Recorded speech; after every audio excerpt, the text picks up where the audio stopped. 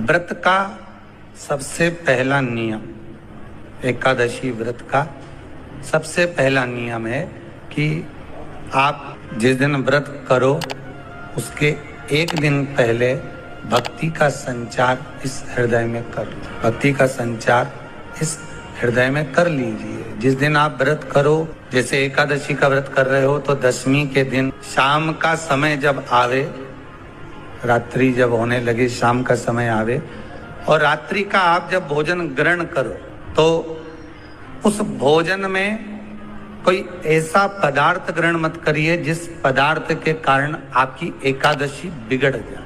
एकादशी का दूसरा नियम बहुत ध्यान से सुनिएगा। जिस दिन आपकी एकादशी का व्रत हो उस दिन प्रयास करिएगा कि अपने हाथ से किसी भी वृक्ष की कोई पत्ती टूटे ना। अपने हाथ से किसी भी वृक्ष की, पौधे की, किसी भी वृक्ष की पत्ती अपने हाथ से ना टूटे।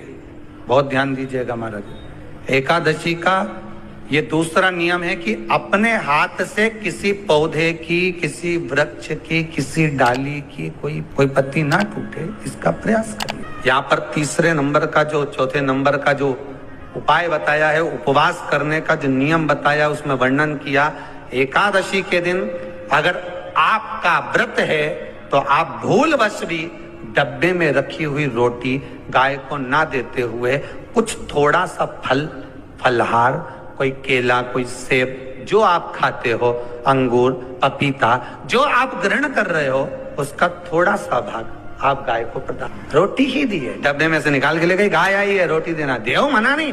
बाकी के दिन आप आपके बेटे से कह दो रोटी दिया बेटा जा, पर आप अपने हाथों से, आपका व्रत है तो आप फलहार आप कर रहे हो तो फलहार का ही दान गौ माता को दी। पांचवा वर्णन किया चतुर्थ भाव में, बन सके जितना एकादशी के दिन भगवान का ओम नमो भगवते वासुदेवाय का जाप करें या अपने गुरु मंत्र का स्मरण करें, या जो मंत्र आपके हृदय में समाहित हो, श्री शिवाय नमस्तुभ्यम, ओम नमः शिवाय, राम कृष्ण शिव, जो मन पड़े उसका भजन करें, पर दिल से करें। जितनी देर करते बने उतना देर करें। माला पकड़ने की भी जरूरत नहीं कि माला पकड़ के बैठता हूं तो घट की जिब्या से जप लो नहीं जी वही उतना में पूरा हो जाए।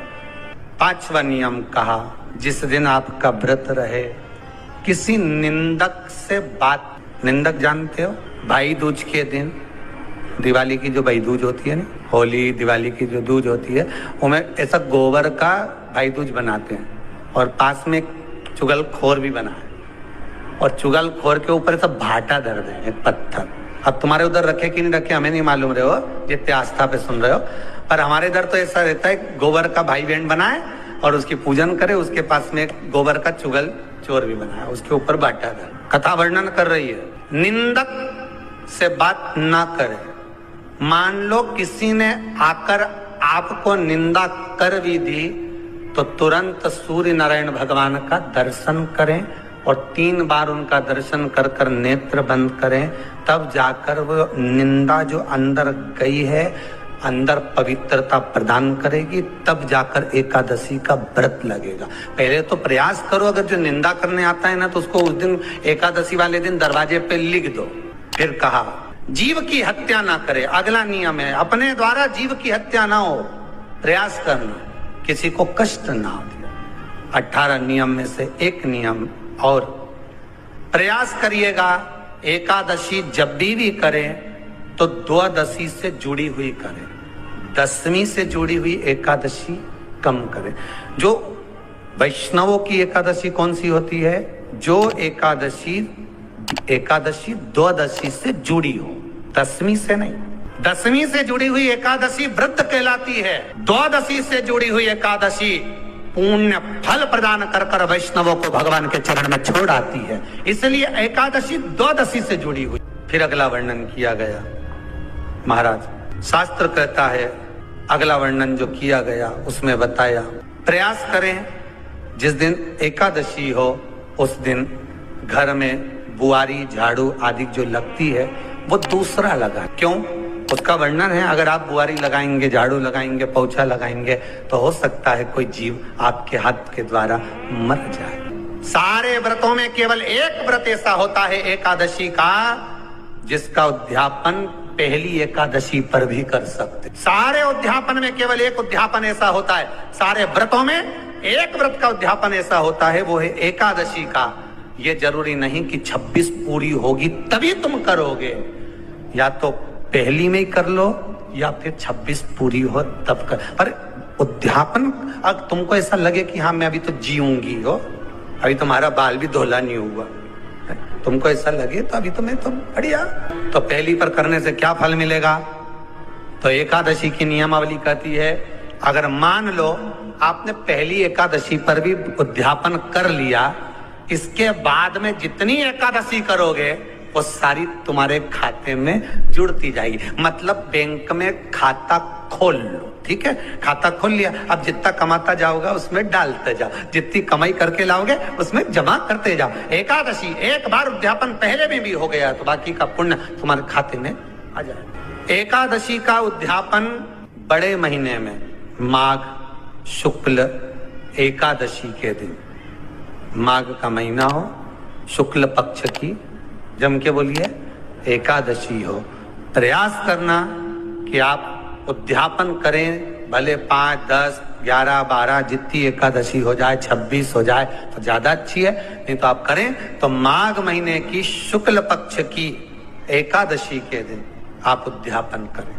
प्रयास बड़े महीने के अंतर्गत जो उद्यापन, हाँ चतुर्मास के अंतर्गत उद्यापन नहीं होता एकादशी का, बहुत ध्यान दीजिएगा। सावन भादो कुंवर कार्तिक जो 4 महीना होते हैं भगवान के शयन करने के, इसके अंतर्गत एकादशी का उद्यापन नहीं होता, और इसके अंतर्गत उद्यापन करना भी नहीं चाहिए। एकादशी का उद्यापन माघ महीने की शुक्ल पक्ष की एकादशी के दिन आप बहुत प्रेम से आनंद के साथ करिए महाराज। परंतु एकादशी के उद्यापन में सबसे ज्यादा अगर कुछ जरूरी होता है तो 24 तरह का नैवेद्य जरूरी होता है। कितने तरह का?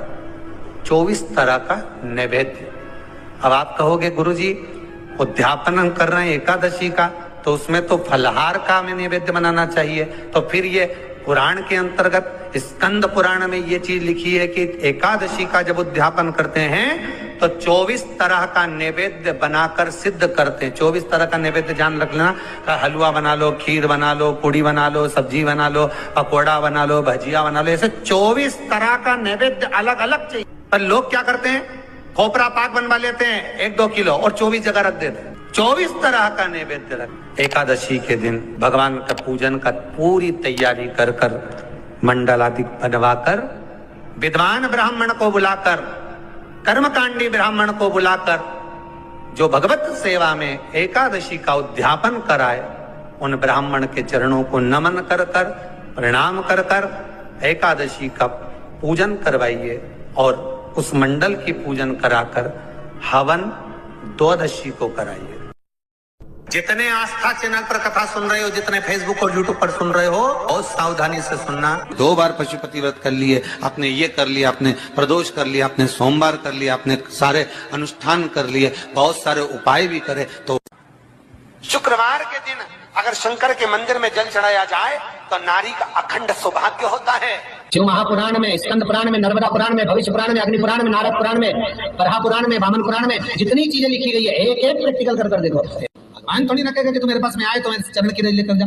भगवान थोड़ी ना कहेगा कि मेरे पास में आकर तू ये लेकर जा। भगवान तो कहेगा मेरे पास में आया है, मांगना कुछ मत, बस मुझे जो स्नान कराया है मेरा चरणोदक लेकर जा, छीट दे पूरे घर में, संपदा भरना मेरा काम है। जहां मेरी चरण की रज पहुंच गई वहां संपदा स्वतः पहुंच गई। जितने लोग टीवी पर कथा सुन रहे हो, फेसबुक यूट्यूब पर श्रवण कर रहे हो, आपने भी सुना होगा घर की जो माताएं होती है, तो शिव महापुराण स्कंद पुराण का यह भाव याद करिए कि 1 लोटे पानी में इत्र मिलाकर, जल में इत्र मिलाकर, बहुत रोगीला व्यक्ति, बहुत बीमार व्यक्ति है, 1 लोटा पानी उसका हाथ का स्पर्श कराकर शंकर को चढ़ाना प्रारंभ कर दीजिए। महाराज केवल 5 या 7 दिन चढ़ाओ, और वो 7 दिन के बाद में उस बीमार व्यक्ति का क्रम देखिए कि उसमें कितना आराम लगा है। औषधि दवाई काम करना प्रारंभ करी कि ना। मैं वहां पहुंच जाता हूँ तो चरणों तक ले जा, पर लोग ले जाते हैं, पूजन करते, कलश भी उड़ेलते, जल भी चढ़ाते, पर आते समय खाली लेकर आ जाते। भगवान को इतना बुरा लगता, मेरे दरवाजे से खाली जाए मुझे कितना बुरा लगेगा। जो आए वो भर कर जाए, भले 2 बूंद लेकर आओ, पर उसमें चरणों तक थोड़ा सा लेकर अवश्य। हमारी माताएं बड़ी प्रेम से कहती हैं, आप लोगों के मन में भी ये बात जरूर होगा, 3 तरह का जल शिव को समर्पित होता है। जितने लोग टीवी पर कथा सुन रहे हो, फेसबुक यूट्यूब पर श्रवण कर रहे हो, आपने भी सुना होगा, घर की जो माताएं होती है, कभी भी घर का रसोई, घर का बर्तन जिसमें सब्जी बनाई है, 50 लोग अगर जिम में आ रहे हैं और कह दिया आज का निमंत्रण है, 50 लोगों का पार्टी है, ये है वो है, सुहागिल है या ब्राह्मण भोज है, तो वो जो खीर का पात्र होगा, जो बर्तन होगा, जो सब्जी का पात्र होगा, माँ उसको खाली जल्दी नहीं करती है। भले उसमें सब्जी थोड़ी ना थोड़ी पड़ी रहने देगी, जब तक सब जिम कर नहीं चले जाएंगे तब तक उसमें पटक्कर रखेगी। क्यों? क्योंकि उसमें उसकी बरकत है। उसी तरह जल चढ़ाने के बाद हम जब लेकर आते हैं पात्र के अंदर, ये उसमें उसकी बरकत है। गर्ग संहिता में दूसरी चीज कही, उसको भी समझ लीजिए। गर्ग संहिता में कहा गया, जब आप घर से जल लेकर जाते हो भरकर, तो ये सृष्टि की जितनी नदियां हैं, पृथ्वी पर जितनी नदियां विद्यमान हैं, जितने तालाब, जितने सरोवर, जितने कुंड, जितने विराजमान हैं, उन सारे तीर्थों का जल जब आप घर से लेकर निकलते हो तो वो तीर्थ का संपूर्ण जल आपके कलश में आ जाता है। और जब आप उस जल को शिव पर समर्पित कर देती हो और 2 बूंद चरणा तक लेकर जब जाती हो, तो शिव महापुराण गर्ग संहिता पद्म पुराण कहती है वो जल साधारण नहीं रहता, वो गंगा जल बनकर तुम्हारे घर को पवित्र करने के लिए पहुंच जाता है। वो पवित्र गंगा जल बनता है, उसको लेकर प्रवेश कर, उसको लेकर पहुंच। 3 तरह का जल शिव को समर्पित होता है और वो तीनों तरह के जल का अलग अलग भाव है हमारा। पहला जल सादा, घर से पानी लेकर गए, जल लेकर गए, शंकर को चढ़ाया, वो हमने घर का अपना एड्रेस बता दिया, भगवान शिव को जल चढ़ाकर अपने आनंद के लिए शंकर से कुछ प्राप्त कर लिया। दूसरा जल के कलश में थोड़ा सा इत्र डालकर शंकर को जब समर्पित करते हैं, तो महाराज घर में अगर कोई व्यक्ति बहुत रोगीला है, बहुत रोगीला,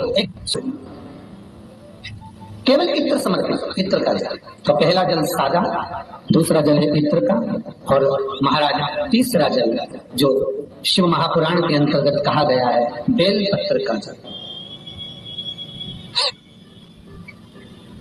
तीसरा जो जल है वो बेलपत्र का जल। बेलपत्र का जल कैसा?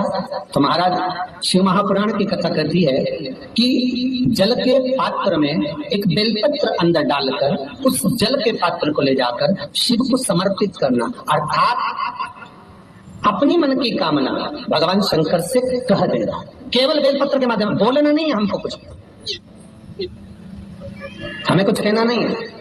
3 तरह का जल का जो व्याख्यान वर्णन किया गया, एक सादा जल जो भगवान को कहा, आपने अपना एड्रेस बता दिया, आपने अपने मन का भाव बता दिया। इत्र का जो जल चढ़ाया गया वो केवल रोग मुक्ति के लिए चढ़ाया गया। और तीसरा बेलपत्र, अगर उस जल में एक बेलपत्र भी पड़ी हुई है और वो बेलपत्र पड़ा हुआ जल आप जिस भाव से चढ़ा रहे हो, जिस कामना से चढ़ा रहे हो, शंकर वो कामना आपकी पूर्ण कर दे।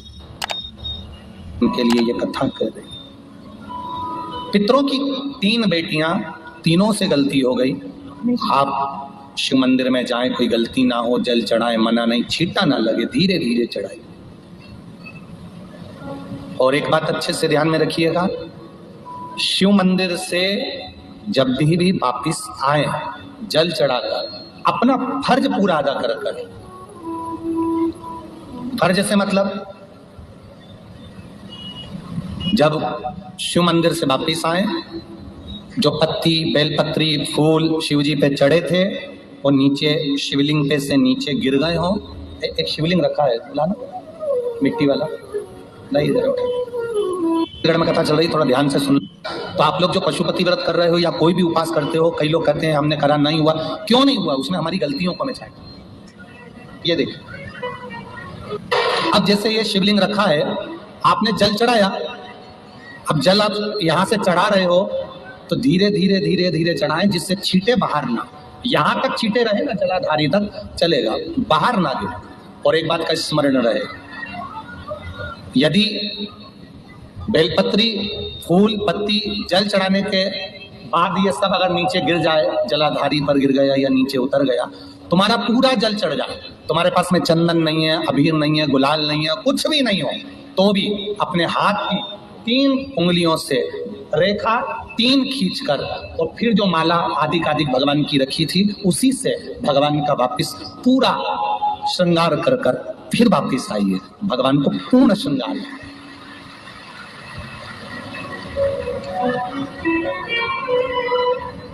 भगवान का पूर्ण श्रृंगार कर कर आइए। कई लोग जल चढ़ाने के बाद में भगवान का जो फूल पत्ती नीचे रखी रहती है, हम ये नहीं कह रहे कि आप अपने घर से लेकर जाओ, आपके पास में कुछ नहीं, एक लोटा जल चढ़ाओ, जल चढ़ाया, जो फूल पत्ती नीचे रखी हुई है उसी को उठाकर उसको रखकर उसी फूल से भगवान का खूब सुंदर भगवान का कर कर फिर आइए। क्यों? शिव का जब हम श्रृंगार कर कर आते हैं, माता पार्वती जी ने देवाधिदेव महादेव का श्रृंगार किया है, आप लोगों के स्मरण में होगा। राम जी ने माता जानकी का श्रृंगार किया है। रामचरित सुनिए कथा, रामायण सुनिए आप लोगों ने, रामायण सुनी होगी तो उसमें माता बैठी हैं शिला के ऊपर और भगवान राम उनका श्रृंगार कर रहे हैं, एक कौवा आता है वो चोंच मार कर जाता है, ये सारा वृत्तांत आप लोगों ने श्रवण किया है। तो राम जी माता सीता का श्रृंगार करते हैं, भगवान कृष्ण राधा जी का श्रृंगार करते हैं। केवल एक देव अधिदेव महादेव की कथा ऐसी है जिसमें पार्वती जी शिव जी का श्रृंगार करती है। शिव का श्रृंगार किस लिए? क्यों? कहा जल चढ़ाने के बाद वहीं पर पड़ी हुई पत्ती से, फूल से, जो चढ़े हुए फूल हैं, चढ़ी हुई पत्ती है, चढ़ा हुआ निर्माल्य है, जो भी शिव जी का है, उसी को धोकर वापिस भगवान का श्रृंगार कर कर आना चाहिए। किस लिए? कि हे भोलेनाथ, जब मैं इस संसार सागर से जाऊं, अखंड सुहाग लेकर पूरी श्रृंगार कर कर इस धाम से जाऊं, ऐसी कृपा है। जो पड़ा हो, जो चंदन नहीं है, हाथ से चंदन का स्मरण होना चाहिए। नहीं है हमारे पास लगाने को रोली, मोली, चंदन, जो भी आपके पास में, अबीर गुलाल नहीं, अपने मन का गुलाल लगाइए, अपने मन का, दिल से रिझाने का प्रयास। ले जाओ, ले दिल से चढ़ाइए, और जब भाव से, दिल से आप आनंद के साथ देवाधिदेव महादेव का आप पूजन करो, उसमें गलती ना हो, गलती। देखिए, पितरों की 3 बेटियों को श्राप लग गया। श्राप क्या लगा? तुम्हें पृथ्वी पर जाना पड़ेगा, मृत्यु लोक में जाना पड़ेगा, और तुम्हें मृत्यु लोक में जन्म लेना पड़ेगा। श्री शिवाय नमस्तुभ्यम, सब बोलिए एक बार जमकर, श्री शिवाय नमस्तुभ्यम। प्रैक्टिकल जरूर करना, कहीं सियोर वाला महाराज झूठ तो नहीं बोल रहा। शास्त्रों की बातें हमारे जीवन में हमें सुख प्रदान करें, इसलिए इस भाव का आनंद करते हुए आज की कथा को विराम देते हैं। श्री शिवाय नमस्तुभ्यम। मेरे चैनल को सब्सक्राइब करें, बेल आइकन प्रेस करें, जिससे कि आपको लेटेस्ट वीडियो की नोटिफिकेशन मिल जाएगी।